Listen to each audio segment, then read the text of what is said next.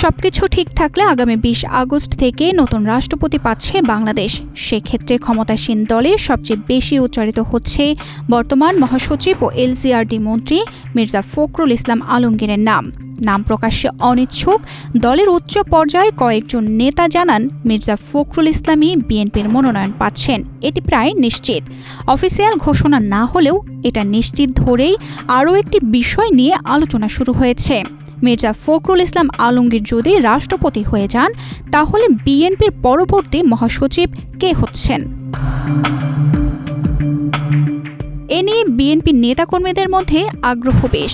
যাকে যার পছন্দ তাকে নিয়েই আলোচনায় শোরগোল দলীয় ফোরামগুলোতে।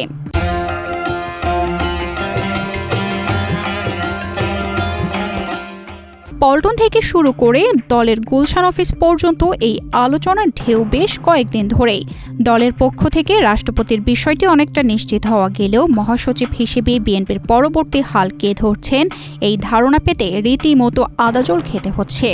দলের পক্ষ থেকেই এ বিষয়ে কঠোর গোপনীয়তা রক্ষা করা হচ্ছে।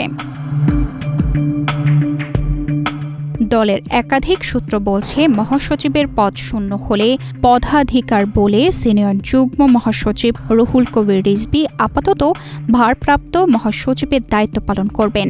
পরবর্তী সময়ে চলতি বছরের ডিসেম্বর বা জানুয়ারিতে দলীয় কাউন্সিলে তাকে ভারমুক্ত করে পূর্ণ মহাসচিব করা হতে পারে।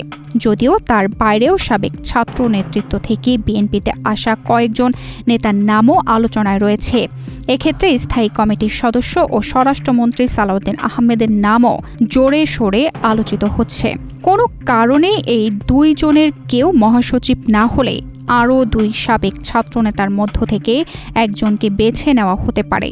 তারা হলেন কেন্দ্রীয় যুগ্ম মহাসচিব ও পানি সম্পদ মন্ত্রী শহীদুদ্দিন চৌধুরী এনি কিংবা যুগ্ম মহাসচিব হাবিব উন নবী খান সোহেল। বিএনপির মধ্যে ত্যাগী নেতাদের একজন সোহেল। যেহেতু তিনি কিছুই পাননি, তাই অনেকের ধারণা পুরস্কার হিসেবে তাকে মহাসচিবের দায়িত্ব দেওয়া হতেও পারে।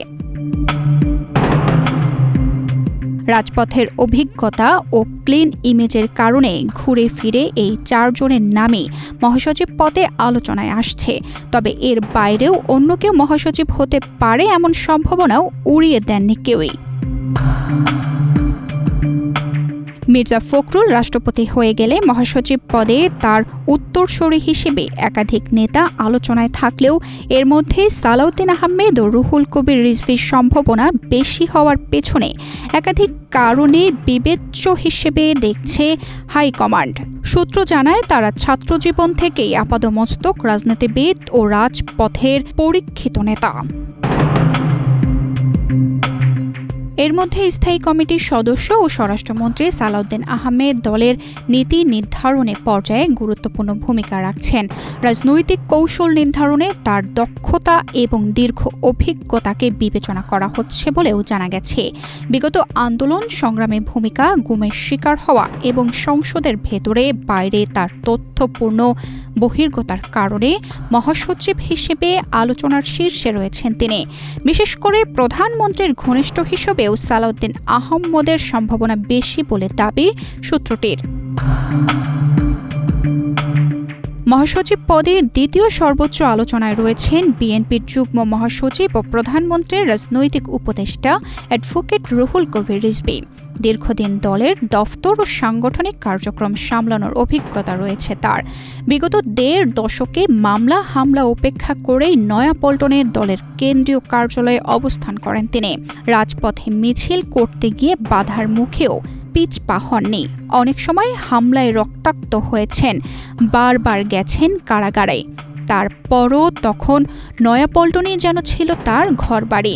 এমনকি ত্রয়োদশ জাতীয় সংসদ নির্বাচনে বিএনপি সরকার গঠনের পর প্রধানমন্ত্রীর রাজনৈতিক উপদেষ্টা হলেও নয়াপল্টন কার্যালয়ে তার যাতায়াত কোনোভাবেই কমেনি। তাই একজন নিবেদিত প্রাণ রাজনৈতিক হিসেবে প্রধানমন্ত্রী ও শীর্ষ নেতাদের গুডবুকে তার নামও আছে। রাষ্ট্রপতি হচ্ছেন বিএনপির মহাসচিব মির্জা ফখরুল ইসলাম আলমগীর। গণমাধ্যমে এমন খবর চাউর হলেও এ বিষয়ে সরকার বা বিএনপির পক্ষ থেকে খোলাসা করে কিছুই বলা হচ্ছে না। আগামী ১৩ আগস্ট রাষ্ট্রপতি পদে বিএনপির মনোনীত রাষ্ট্রপতির প্রার্থীর নাম জানানো হবে বলে জানিয়েছে দলটি। একই প্রক্রিয়া অনুসরণ করা হচ্ছে মহাসচিব পদ নিয়েও। এ নিয়েও কঠোর গোপনীয়তা অবলম্বন করা হচ্ছে। নেতারাও এসব বিষয়ে গণমাধ্যমে হিসাব করেই কথা বলছেন। সবশেষ গত ১ আগস্ট দলের গুলশান কার্যালয়ে স্থায়ী কমিটির বৈঠকের পর স্বরাষ্ট্রমন্ত্রী সালাউদ্দিন আহমেদ গণমাধ্যমকে জানান, রাষ্ট্রপতি ও মহাসচিব নির্বাচন সহ সার্বিক বিষয়ে সিদ্ধান্ত নেওয়ার দায়িত্ব দলীয় চেয়ারম্যান ও প্রধানমন্ত্রী তারেক রহমানের উপর ন্যস্ত করা হয়েছে। চূড়ান্ত সিদ্ধান্ত তিনিই নেবেন। নাম প্রকাশে অনিচ্ছুক বিএনপির এক সংসদ সদস্য জানান, আসলে রাষ্ট্রপতি ও পরবর্তী মহাসচিব কে হচ্ছেন মোটামুটি সেই বৈঠকেই চূড়ান্ত হয়ে গেছে। কৌশলগত কারণে এখন তা প্রকাশ করা হচ্ছে না।